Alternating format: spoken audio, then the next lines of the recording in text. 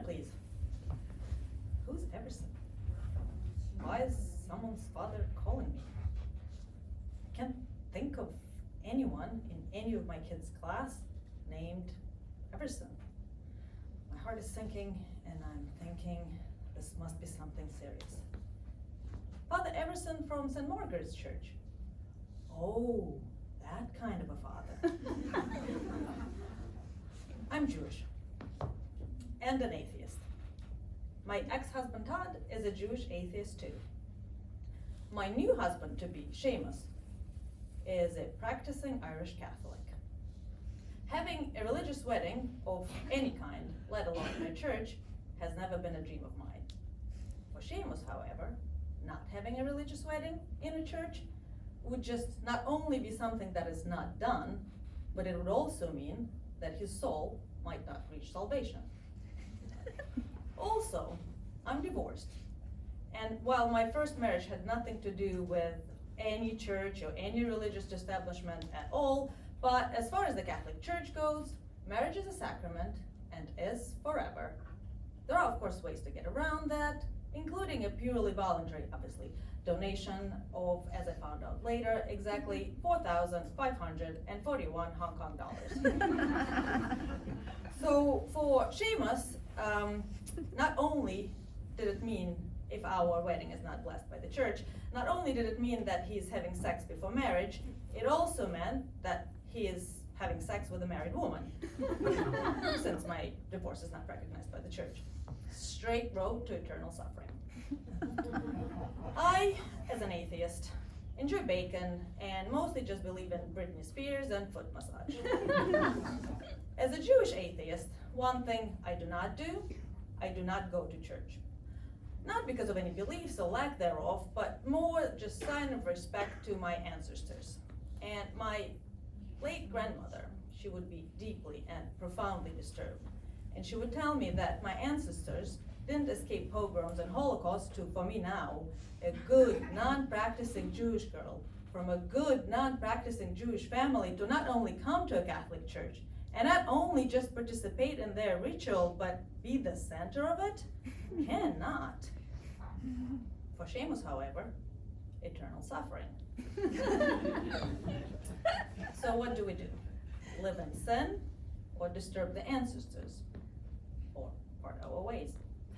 Well, we did not want to part our ways, and my grandmother, she would definitely only want only good things for me, and would she understand?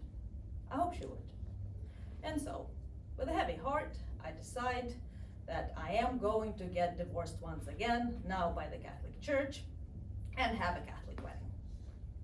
So I need now to tell my ex-husband Todd that we are to get divorced once again, because the suffering we went through once wasn't internal enough. So how about we do it again? So first, there is a request form to fill out. An elderly clerk at the church is helping with all the admin stuff, including this form. So he gives it to me, and I am meant to fill it out right there and then in front of me. I can't exactly say I was that surprised by the questions. I guess I'm so intrigued. Did you have sex before marriage? Did you have sex after marriage? Did you have sex during marriage? How often? How many sexual partners did you have before marriage? What about after marriage? And in total? Someone is doing that math. How old were you when you first had sex?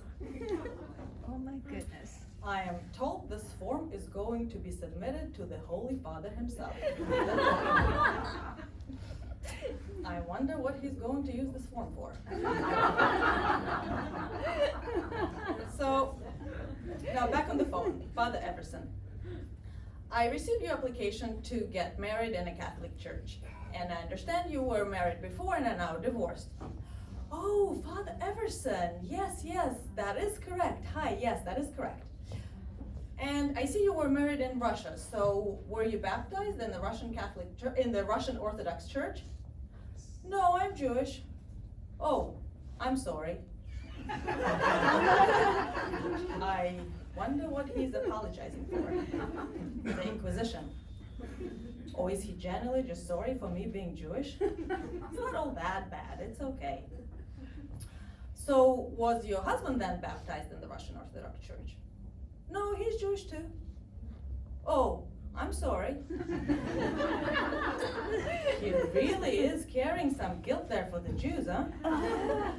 So, nobody's baptized? No, we Jews, we don't get baptized. We're still waiting for the Messiah. I pick up the call at work, and while I was okay to consider his apology to the Jews in the public space, I wasn't exactly prepared to talk about my sex history right there and then with my work colleagues all around me.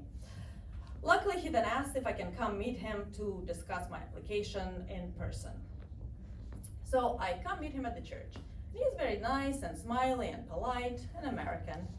And he goes on to explain to me that the questions he needs to go through with me are standard, and after that he'll help me draft a letter to the Holy Father to plead my case. I'm mostly curious about the sex questions.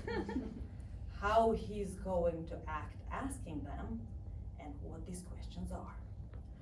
I don't think I've ever so much as fantasized about having a sex talk with a Catholic priest. He then explains that his previous post was in Bolivia, where everybody's Catholic, and this is his first time to handle a case where the defendant is not Catholic or not even Christian altogether. So he goes on with the questions. Do you have any religious objects in your house? I actually have Santa bring presents to the kids. Does that count? What about baby Jesus?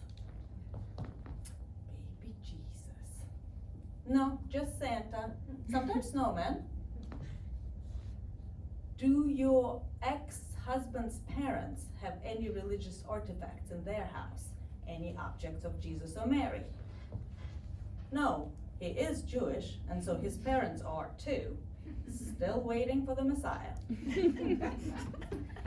He explains that the reason he needs to ask so much about religious objects is sometimes people say they're not Christian and are not baptized, but then you dig deep enough and then it turns out that they actually have been, but just maybe were never told. Yeah, he clearly has never dealt with Jews wanting to marry in a Catholic church.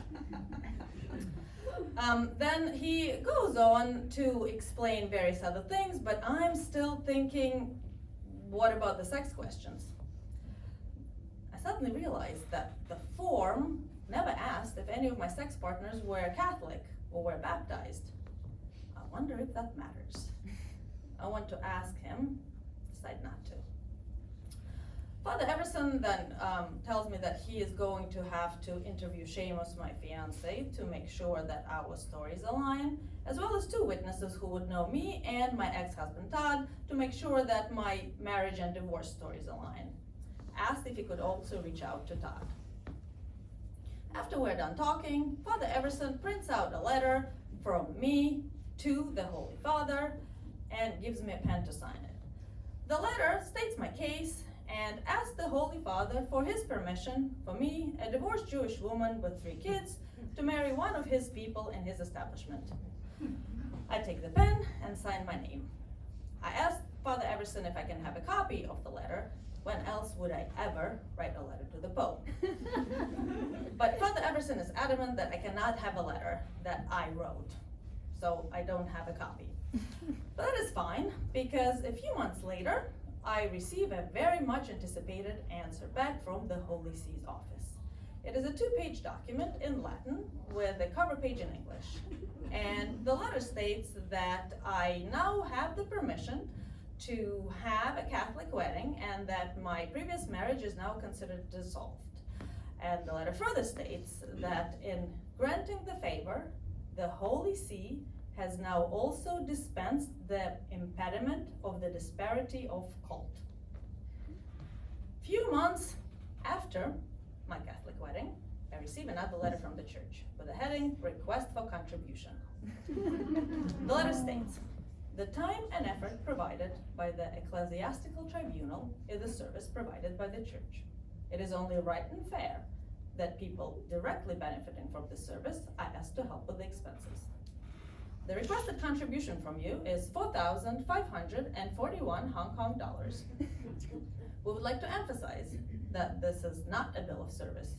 This is, however, a request that you make a contribution.